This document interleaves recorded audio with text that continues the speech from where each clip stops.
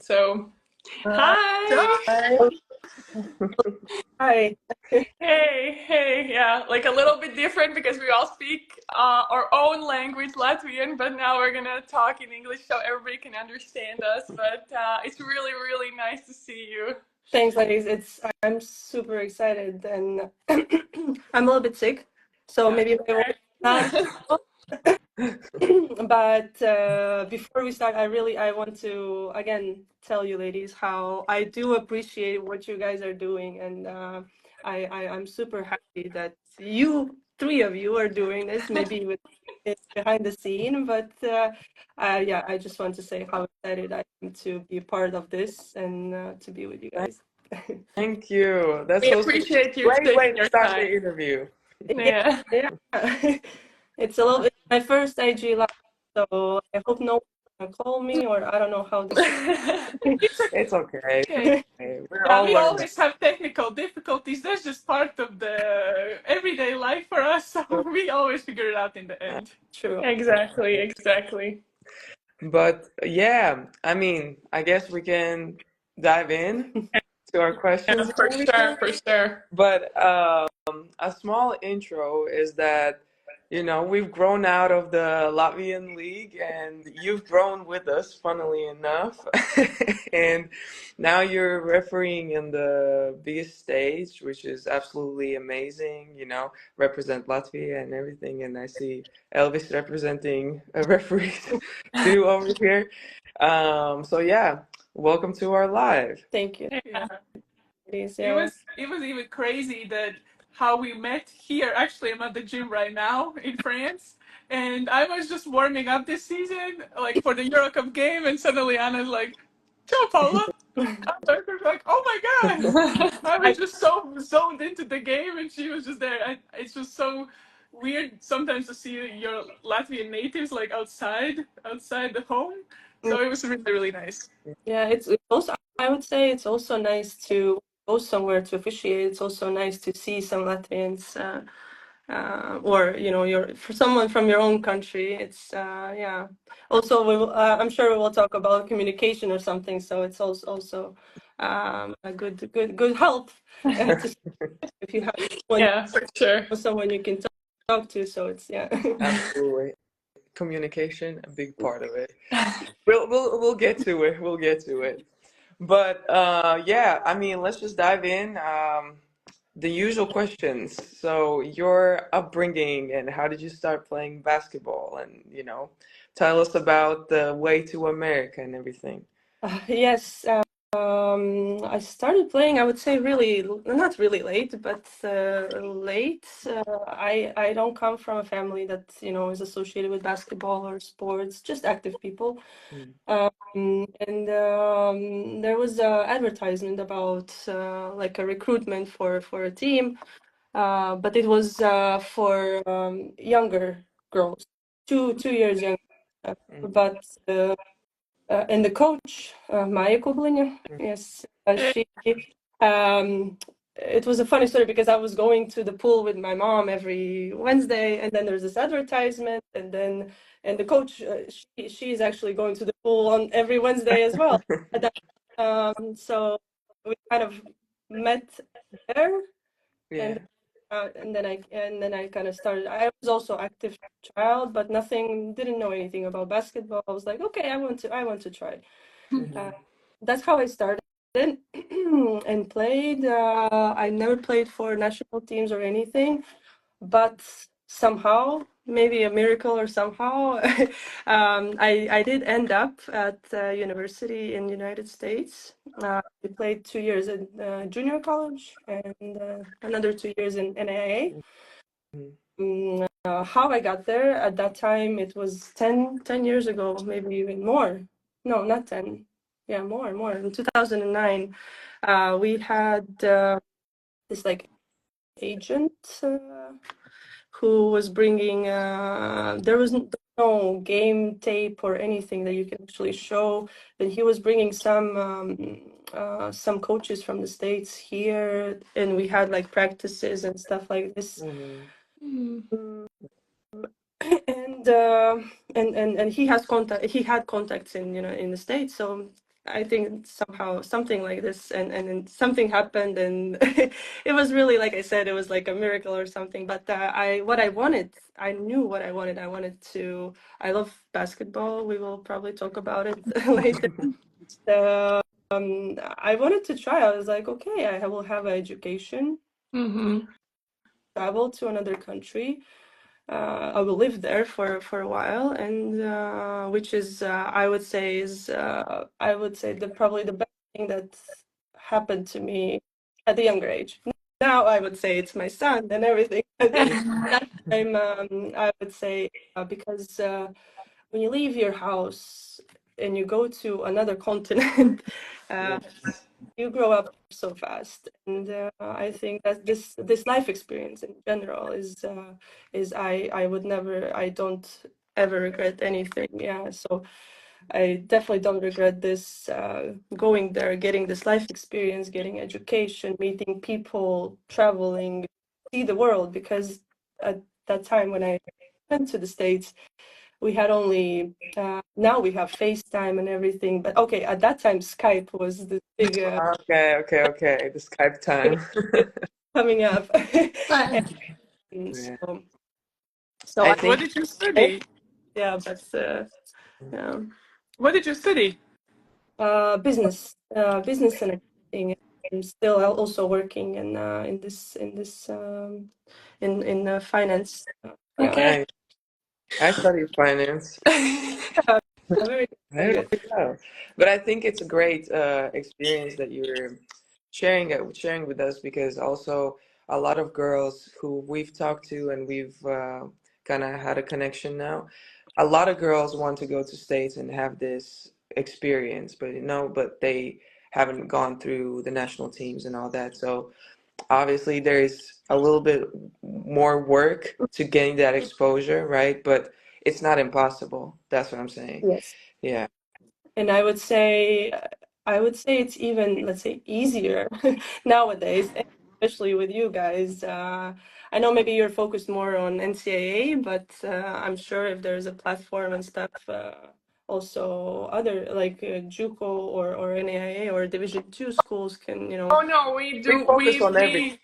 everything. Yeah, we want girls to just have the best experience, like wherever they want to. Like if and the most importantly, like they take those next steps. That they don't just like cut it like right away when like, oh, I finished my 12th grade, I can't go pro. Nobody like was there to recruit me. I kind of wanted to play basketball, but there was like five more players in front of me in the team, and like it's like Latvian basketball is great. Like I think coaches are doing great job like raising our kids.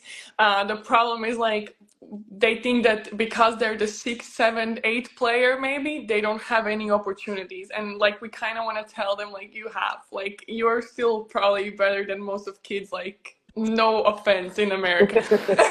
Exactly. no. You're gonna have We it in comments, the hate comments writing already. we And still love you though. We still love Yeah, you. we love it, but like it's true. Like our basketball, like we're a small country, but like our coaches are doing very good job, like raising the kids. yes, yes, yes. And I totally agree. And I think I'm also one of the examples that you don't have to be the best player or but you can still go. You still have this opportunity. And like I said, now I think you have even more opportunities to get there. And because when I was let's say trying to get to the States, it was totally different world. And now there's so many opportunities. I remember from JUCO, I was and in junior college, you were there for 2 years, then you have to find school for another 2 years. And at that time, I was actually sending a video over email to, I don't know, maybe 100 schools. Hmm. I was next to. It was just like, so everything was so manual, and and there was no this exposure. And for Europeans, it was even, I would say, at that time it was harder. Now I think, and also it's thanks to good European players that coaches now want to have True. European. on the team. So this is, I think, a very good opportunity. And the most important is, if you want something, just don't give up. Like you said, if you are seventh player but you really love basketball, you want to continue playing, or whatever the reason is, just don't give up, and whatever motivates you, just do it. Yeah. Well, okay, yeah. Well, we wanted to go kind of starting to go into like how you started to referee. Like, what was like your experience, like first time like going from like a player to refereeing? Like, how was that experience for you? Well, the first game is, there is no one to officiate, and then the coach says, "Okay, here you go. You will be a referee." I think this is like 80% of how people start officiating in Latvia. Maybe in Europe, in the States, I think it's a little bit different, but for sure in Latvia, it's 80% how you start. But then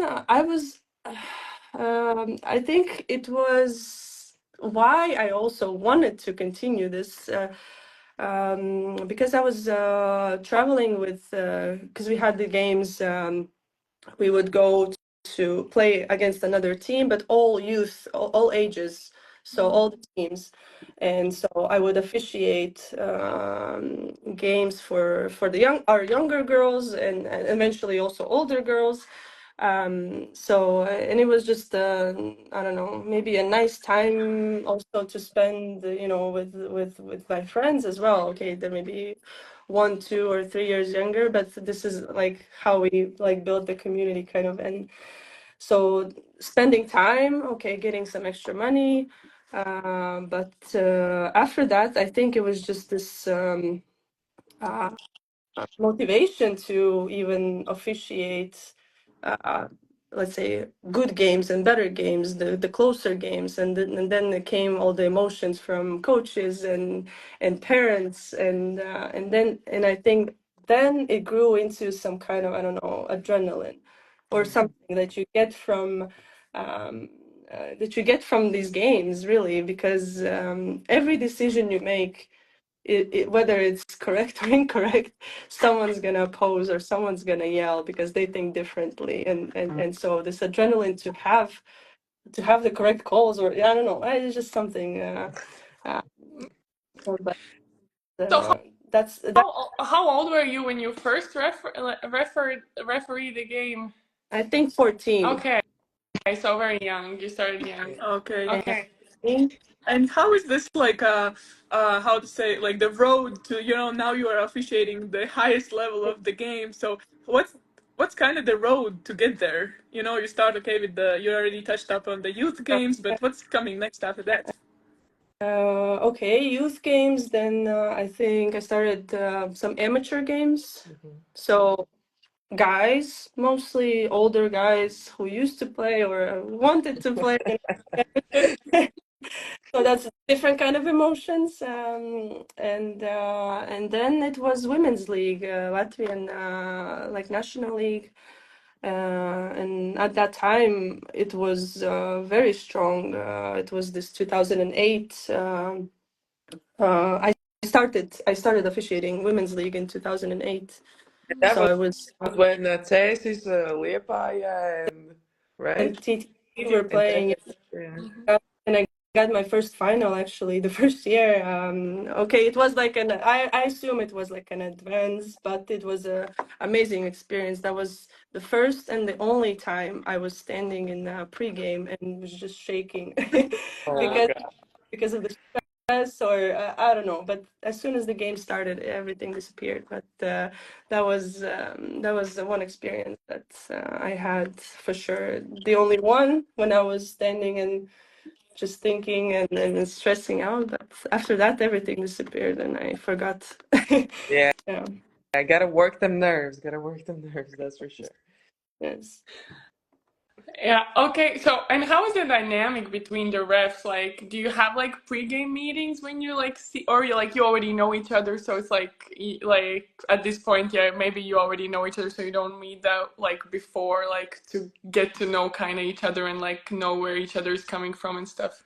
In national league, I would say it's like you said, we know each other and we just see each other every, I don't know, a month at least, so it's easier. But when we go to international games, it's most likely, okay, you will officiate with someone you don't know. You officiated first time, or you officiated one time 5 years ago, or something.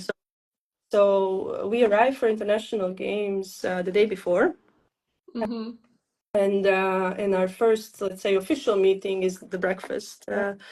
Okay. But we can also chat and meet before if we arrive earlier or something. But so breakfast time, and we usually, if we don't know each other, we introduce to each other and just get to know at least on the personal level, like what do you do outside of basketball, and stuff like this. And then we prepare for the game, and it's mostly the scouting. We scout players, scout plays, like Wow. play and defenses, and because depending on that, it also depends on what we are doing. So so Interesting. to as a team, I know, I think for a lot of people, they think, oh, three people just come and just run and, and call something, but actually, yeah, we have to prepare, and the better we prepare, the easier a game is for us, because and then it's also, then I know what my colleagues are doing, because we spoke about it, and I know he's got this, I don't know, area, we got this area, so everything is kind of split, and then there's this confidence that, okay, we talked about it, and now we're just doing it, and yeah. Do But you it's have like some Who is people preparing that the you? scout? Sorry. Big mistake. oh, I was gonna say, like, how do you like? Do you have like somebody that you really like? You sometimes see and you're like, oh, like I don't want to work with him. Like, is it sometimes like that they're like not that good at what they're doing? Like, Absolutely no. correct. No comment. But no, we all are humans, and and what I want to say is, if you don't, and that's also what I learned from the States when I was playing. If you don't like someone, it doesn't matter. Like, you come here to work, and and it's, I would say, and usually if you express, if you don't like someone, you will make mistakes. So like, if you are thinking about something that is not concerned about the game, then you will make mistakes, and so it should not be. But from the States, I learned that what coach taught us, first day actually I came to practice, she told us, you you can, I don't, she said, I don't care if you're friends or not off the court, but during practice you have to, let's say, kill each other, but during the game you have to be best friends. It doesn't matter if you like or not, you know each other, you have to be best friends. And then after the game she said, I don't care. But and it kind of stick to me that, also about the communication with players, or whatever we do on court, referees, we give a technical, or everyone is, right away they're thinking like, oh, she doesn't like me. No, it's not like that. It's because of the rules, or if we say something on the court, for me, it personally, and I think most of the referees, it stays on the court. After that, we can go out and have a, let's say, friendly chat, like, if the other person also understands this. Yeah, right, right. The the other part is that they're thinking, oh, they're mad at me or something, or don't speak to me, so. yeah. So after the games, Mm-hmm. obviously a lot of stuff goes on before, like in the games. But after the games, do you guys like sit down and like go through it and go through the calls that like good calls and bad calls, and just see how you did? Like, Um, because as players, you go through, rewatch the game, so Individually, we do, I think every one of us are doing this after the game for sure, analyzing the calls. As a crew, rarely, but we do sit down and watch, and especially if we're staying, after the game in a hotel or something, we can sit down and discuss Mm-hmm. like the plays. But individually, for sure, and me also, I now a little bit less, but before that, I would used to watch all my games. It doesn't matter the level, because when you're watching, every game you're working on one thing to improve. So you're watching whether this thing is working or not. So it doesn't matter the level. But then if we are discussing about calls and also no calls is a decision. Yeah. This is also we need to take into consideration that we are taking so many decisions, and it's not every time with the whistle. We decide not to call this time, or so, and we have to analyze whether to call or not to call, even if there is a contact and stuff like this. So, Yeah. so we How analyze. much is what you would say, what is the good and bad call ratio like in the game? Like, I mean, maybe that's, I don't know, that's, you can answer that or no, but like for sure there's something. There is a statistic for this, but I've never had a game with the statistics like that. But I would say if you get correct 95%, I think it would be a very good, because I mean, we're all human. We can't make a call. We understand that this time it was not correct at the same moment, but we cannot correct anything anymore. Yeah. Sorry, Yeah. my coaches and teammates just came in for a second. It's all good, all good. Yeah, but so I would say, because and also I would say it's a little bit biased. What is good? I mean, this is statistic, and at the end there is a person who is evaluating whether Absolutely. it's correct or it's not correct. So, um, so Yeah. Yeah. takes the Um, better. But there will be mistakes. There will be no game without a mistake. And if it's Absolutely. a game, then I don't know. You need to quit. okay, so mostly you already know that players don't really like refs. But it's true. It's like kind of like, it's not about like, it's nothing personal. Like, it's just like, well, like mostly it's just gonna be like that. So how do you approach like those difficult situations? Maybe you have like a funny story that you can tell, like, or something like that. It's like, okay, like this is like how I go about it. Like if there's somebody like really going at me, or like somebody really like seems to not like me personally, but it's not against them. Like, how do you approach that? I think it's one of the. I mean, officiating. You have to know the rules. You have to be fit. You have to understand basketball, but also this communication and psychological stuff is very important.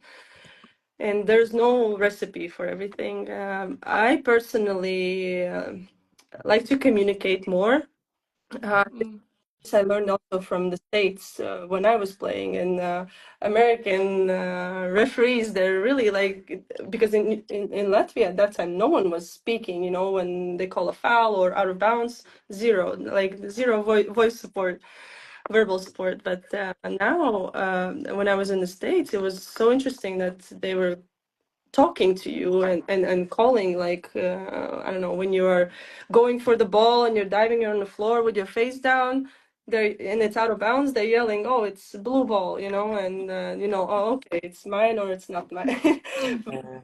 But no, in communication, because we are people, and during the game you can have like some, I don't know, jokes, but you need to know who you can joke with and who not.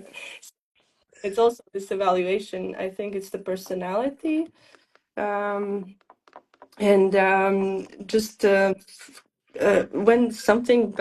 when someone is saying something bad to me, I either ignore it if I see that there is no potential to even talk to this person in a normal way. But first thing, if someone is yelling, my first thing is to calm them down. I said, okay, please don't yell. You can speak, you can ask. I'm open to answer any question, but not at this tone. We Mhm. to the game respecting everyone. So and really, it's also if you had bad games before with that person or with the player or with the coach, you still come to the game and respect this person really, because this is our job, and we also would like to get the respect back, and not just because we are officials, referees, but as a person, and it's only in just a person to person communication. So when someone is yelling at me, I would say, just calm down, you can ask the question, no problem.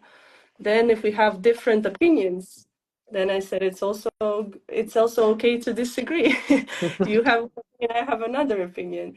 And the third thing is you can also say that you're wrong. Like I said, we make a call, we understand at that moment, most likely whether it's correct or not correct, whether I should let it go or whether I should have called.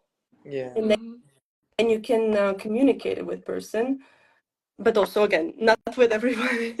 Yeah. There would be some players, and I also had this. I would say, hey, yeah, I messed up this time. I shouldn't call this, but like I'm sorry, like I cannot change anything.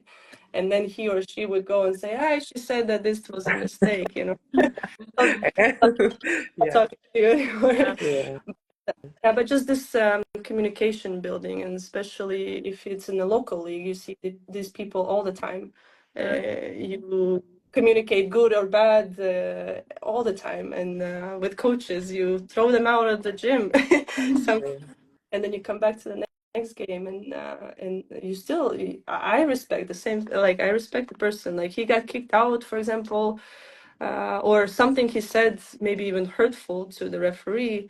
But like I said, it stays on the court. Like I walk out, like I'm not taking it to my heart, and I hope it was not meant to be like that. Absolutely. I think for me, like, just one experience that I can think of was that in, I think my junior year in COVID season, we were in playing the Sweet 16 game, and it was like towards the end, and we were up by like 10 points, but it's still like a sketchy situation. And I was taking out the ball, and I'm just like Focus. so tuned in the game. I'm so focused and everything, and I don't even really know what the score is because I don't like I pay attention, but I don't really. And I'm taking out the ball, and the ref is like, "Yeah, way to stay composed this game. Way to stay energetic."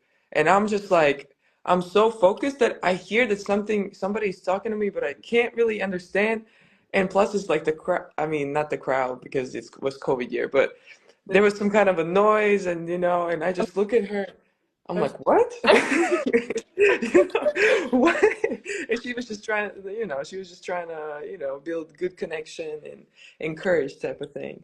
But Yeah, I mean, that was sweet. Yeah. yeah. So see, you have a good. You can have good relationship with referees, and it doesn't mean that they will call everything in your favor. It's just you the game, we are at the game, and we still need to enjoy it. We need to enjoy. Absolutely. Need to enjoy it. I think there's a lot of stress already in the game, especially the close game. What to do next. What's the next play for you guys. Then also to have these negative emotions, and sometimes I don't understand for what reason. You can disagree with, oh, this is totally normal. Like we all make mistakes, we make mistakes, so it's okay if you come and you say, hey, like this was not For correct. real.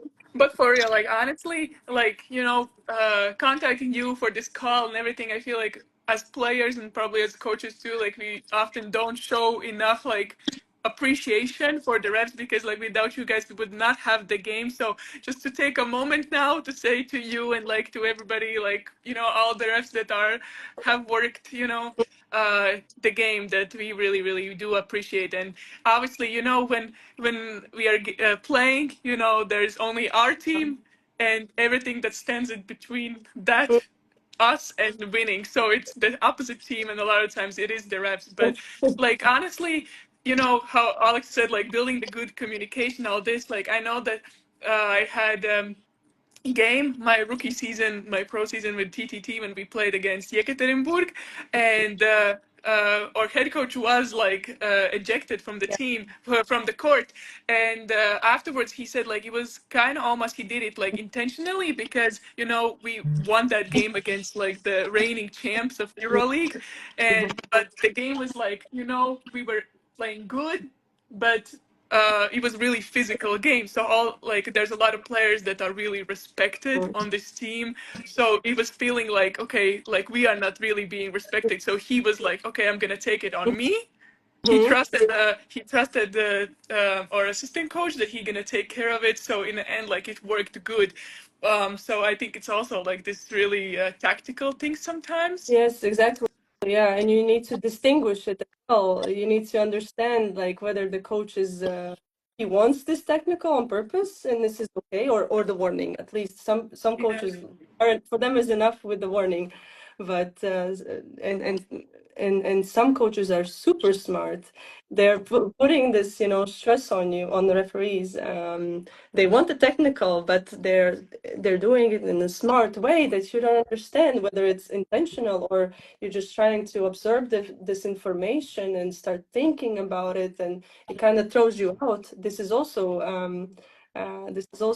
like one of the tactics from coaches as well. Yeah, not so much from the players, but from coaches, and you need to distinguish between this and that's what I'm saying. Like technicals, it's nothing personal really, and players don't ever take this personal. It's just it's a rule, and if you do something bad, and sometimes I've had moments when I felt bad. I was like, I don't want to give a technical, but by the rules, this is so sorry. Either it's a second technical and you have to go, or Uh, so. What is something like a really easy and avoidable mistake? Maybe it's not the tax, but like something that players could, some advice that we are making a lot, but we could easily avoid that Uh, from your uh, perspective. that's a very good question. I think travels, to be honest, because we have so many travels now with the first step when you Yeah, take the the new rules. Yeah. Yeah. yeah, and also when you receive the ball and then you adjust your legs a little bit and then you either dribble or shoot. Um, I would say because I say travel is the easiest one because you can actually work on it during practice. Yeah. You you can work on your footwork anytime basically. This is one you can individually just avoid. Yeah.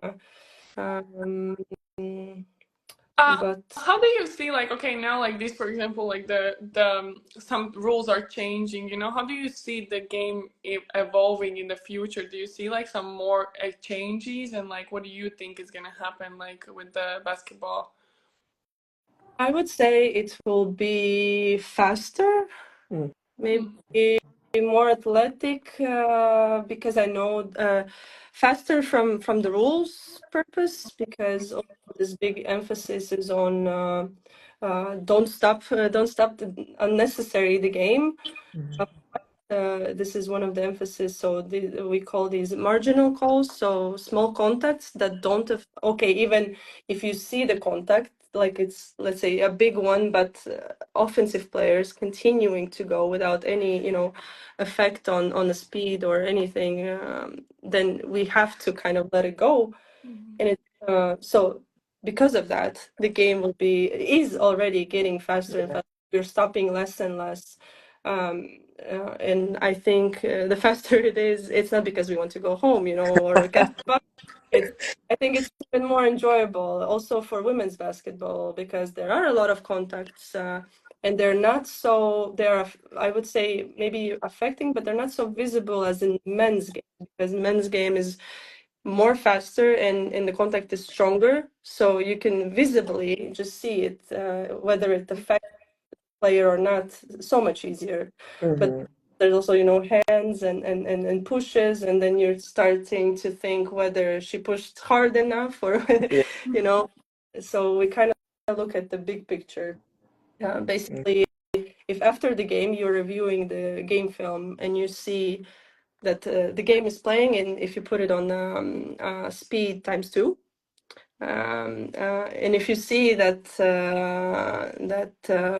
it's playing, and at one point for no reason, it stops, someone called a foul or something, then you understand, okay, then you roll back and you understand, okay, this shouldn't be called anything because they just played, she scored, okay, let's go to the other, so, the second thing, so the game will be faster, and second thing, I think from women's side, it will be even more athletic, because I think more now, it's been before, but even now, the emphasis for youth players to build this strength and to focus more on that, because when I was growing up, we just had basketball trainings and that's it, and we were running on a stadium, but no weightlifting, no nothing. Yeah. So Yeah. I think it's an addition to that. Okay. Okay. For women, I think it will be faster and more athletic, and now girls. Absolutely. Yeah. I mean, we can feel it as players. Yeah, and yeah, I think so, because of the genetics, people are getting taller and taller. So, so, That's so whoever's listening, and don't lower the rim. Yeah. all over the room. Yeah. Yeah. Well, we're slowly coming to an end, and we always ask our guests on the live, what would be your advice to your younger self? Um, don't don't limit yourself on what other people are telling you. They're telling you, you will not do this, you will not do that. Maybe today, or you're not able to do that. Maybe if you want something, you have to go for it, and you have to find this motivation why you're doing so, and I think, yeah, don't limit yourself, because only you can put the limits on yourself, whether you want to do this or not. You can decide whether you're able to do it or not. Yeah, um, that's a great yeah, advice. Yeah, so absolutely. Well, okay, so now we're done with the important part of and we're gonna go to the most important part of the live, okay? So the most important questions for you, okay? So you just answer as fast as you can. So if you could speak any language fluently, which one would it be? Spanish. Okay. What's the most beautiful place you ever visited? Ooh, somewhere on the beach. Ah, but I would say Kansas City, because I was in school there, and it's very close to my heart. So Okay. I would say. Okay. What do you value most in your closest friendships? Oh, that they don't give up on me. Sometimes my best friends don't give up on me, because sometimes I disappear, with work and family and basketball. From group chat, I disappear, but I love them because they're still waiting on me. And yeah, I value that, and we've been since we were I don't know, 12, 13 years old. We've been together, so as a group of best friends. So yeah. Awesome. Okay. That's very nice. Okay. So Spotify or Apple Music? Spotify. Tacos or kebab? Tacos. Beach or mountains? Beach. Beach. Texting or calling? Calling. Okay. Calling. Do you watch one episode at a time or watch the whole season? Binge watch, but not so much now with the little kid. Now he's binge watching, but but, uh, but when I used to do that, I could stay up until 6 a.m. just because I watched this series. So we all have those moments. Unfortunately, Okay. Unfortunately. Would you rather travel to the past or the future? Ooh. I don't know, future. Because in the past, like I said, I don't regret anything. Maybe I would change some things, but I would not. Yeah. Okay. Okay, good. Well, Anna, thank you so much for being here, talking to us. Obviously, there's so many more questions that we could ask you and probably that people could listen to. I also could ask you, but there's only that much time that we have. and but I hope that like people who are listening, if you do still have questions, you just can send them to us and we can maybe forward them to you and you can answer and we can obviously communicate like that. That's why we're building this women's basketball community, so we can all reach out to each other and have the best possible life together, you know, like as a one big happy community and helping each other out. Like we wanted to understand where you're coming from, the same as you, us, and so I understand you ladies, and I think most of the referees also understand because they used to play most of the time. But I also want to say big thanks to you ladies. What you're doing is amazing, and I hope only it's gonna grow. This community is gonna grow, and don't be afraid to talk to referees because they're human, and you can up the court, and if you're respectful, then there will be no problems. I think everyone will talk. So yeah, Sounds just great. Will do. yeah. Thank you thanks so for much. standing with freeze. Yeah. Okay, ladies, thank you Okay. so much for having me. Have a good day. Thanks, bye. Bye. Thank you so much. Thanks, bye.